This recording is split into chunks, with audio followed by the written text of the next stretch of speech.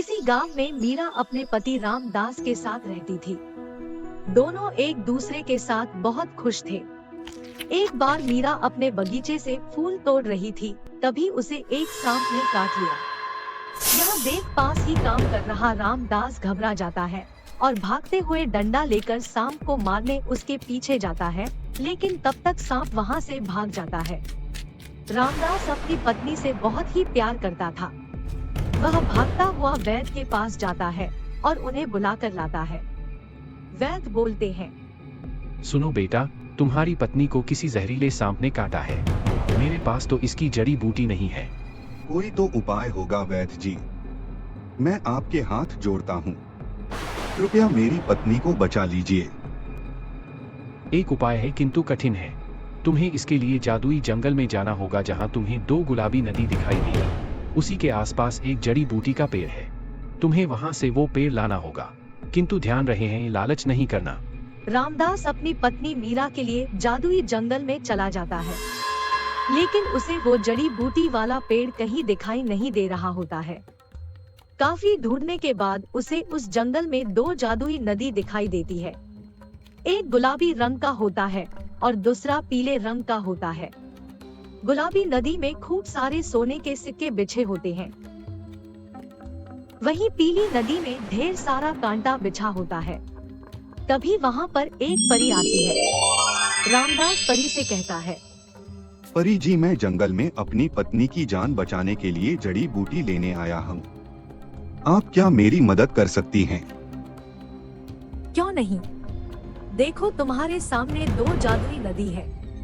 पीली होकर जाओगे तो तुम्हें अच्छाई मिलेगी, और यदि तुम गुलाबी नदी में जाकर आगे बढ़ते हो तो तुम्हें बुराई मिलेगी। पीली नदी पार करने के बाद तुम्हें तुम्हारी पत्नी के लिए जड़ी बूटी वाला पेड़ भी मिल जाएगा, लेकिन इसके लिए तुम्हें कांटों से भरे नदी से गुजरना होगा। लेकिन अगर तुम गुलाबी नदी के रास्ते से जाते हो, तुम्हें ढेर सारे सोने के सिक्के और खजाना मिलेगा। साथ ही तुम्हें सुंदर सुंदर अप्सराएं भी मिलेंगी, जिसके साथ तुम राजाओं की तरह अपनी पूरी जिंदगी बिता सकते हो। अब तुम्हें तय करना है कि तुम कौन सी नदी से होकर जाओगे। परी जी, मैं इस दुनिया में सबसे ज्यादा प्यार अपनी पत्नी से करता हूँ। उससे बढ़कर दुनिया में मेरे लिए कोई दौलत नहीं है। इसीलिए मैं पीली नदी को पार करके अपनी पत्नी के लिए जड़ी बूटी लेना चाहता हूँ, ताकि मैं अपनी पत्नी की जान बचा सकूं। इतना कहकर वो अंदर चला जाता है, लेकिन उसके पैरों में कांटे चुभने लगते हैं और उसके पैरों और शरीर से खून निकलने लगता है। लेकिन वह हिम्मत नहीं हारता और नदी को पार करके उस जड़ी बूटी वाले पेड़ तक पहुंच जाता है।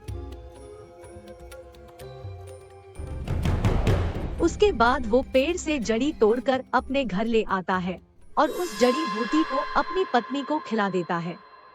फिर थोड़ी देर में उसकी पत्नी पूरी तरीके से ठीक हो जाती है और फिर दोनों एक दूसरे को गले लगाते हैं और खुशी खुशी रहने लगते हैं।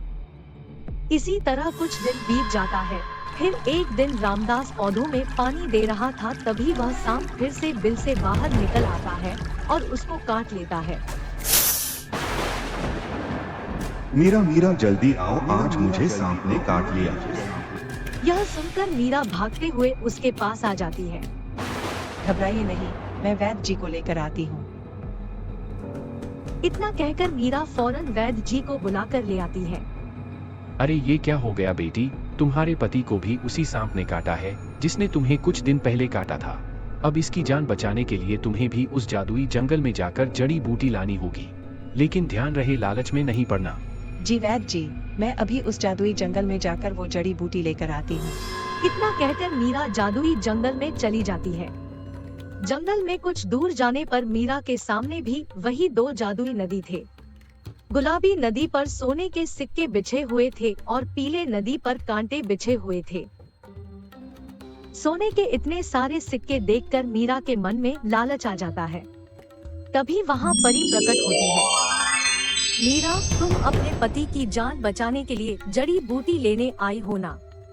लेकिन उससे पहले तुम्हें कांटों से भरी इस जादुई नदी पर चलना होगा, और अगर तुम इस जादुई गुलाबी नदी को पार करके वहाँ तक जाती हो तो तुम्हें वहाँ ढेर सारे सोने के सिक्के और खजाना मिलेगा।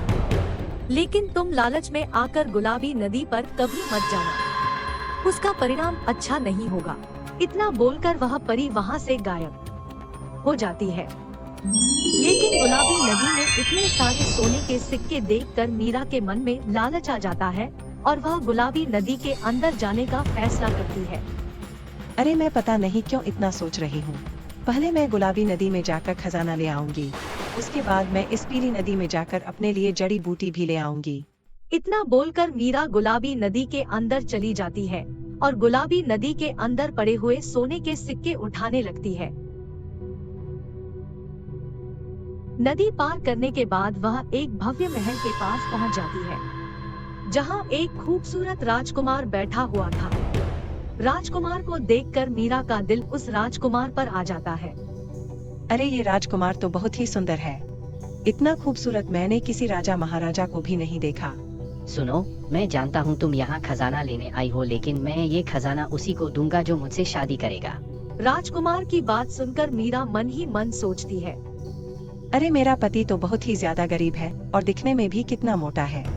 अगर मेरी इस राजकुमार से शादी हो गई तो फिर यह मुझे महारानी बनाकर अपने पास रखेगा और मुझे कभी किसी भी चीज की कोई कमी नहीं होगी। इस तरह मीरा उस राजकुमार और खजाने की लालच में आकर अपने पति को धोखा देने का फैसला कर लेती है।